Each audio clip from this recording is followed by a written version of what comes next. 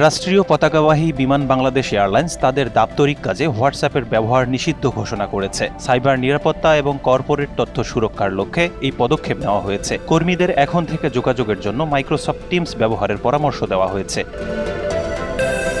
সম্প্রতি বিমানের আইটি বিভাগ থেকে জারি করা এক বিজ্ঞপ্তিতে এই তথ্য জানানো হয়েছে। বিজ্ঞপ্তিতে বলা হয়েছে, কর্পোরেট নেটওয়ার্কের সাইবার নিরাপত্তা ও তথ্য সুরক্ষার স্বার্থে হোয়াটসঅ্যাপ ব্যবহারের সীমাবদ্ধতা আরোপ করা হয়েছে। এর পরিবর্তে মাইক্রোসফট টিমস প্ল্যাটফর্ম ব্যবহারের পরামর্শ দেওয়া হয়েছে, যা নিরাপদ ও পেশাগত যোগাযোগের জন্য আন্তর্জাতিকভাবে স্বীকৃত একটি মাধ্যম।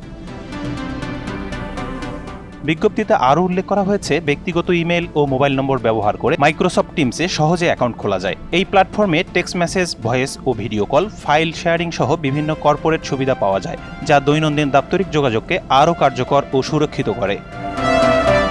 বিমানের বিজ্ঞপ্তিতে বলা হয়, বিশ্বের বিভিন্ন নামিদামি প্রতিষ্ঠান ও সরকারি সংস্থা এরই মধ্যে হোয়াটসঅ্যাপকে দাপ্তরিক কাজ থেকে বাদ দিয়েছে। এর প্রধান কারণ, এটি একটি থার্ড পার্টি অ্যাপ এবং অনেক ক্ষেত্রেই তথ্য নিরাপত্তার প্রশ্নে ঝুঁকিপূর্ণ। এই সিদ্ধান্তের মধ্য দিয়ে বিমান বাংলাদেশ এয়ারলাইন্স তাদের ডিজিটাল যোগাযোগ ব্যবস্থায় আরও সুরক্ষা নিশ্চিত করতে চাইছে।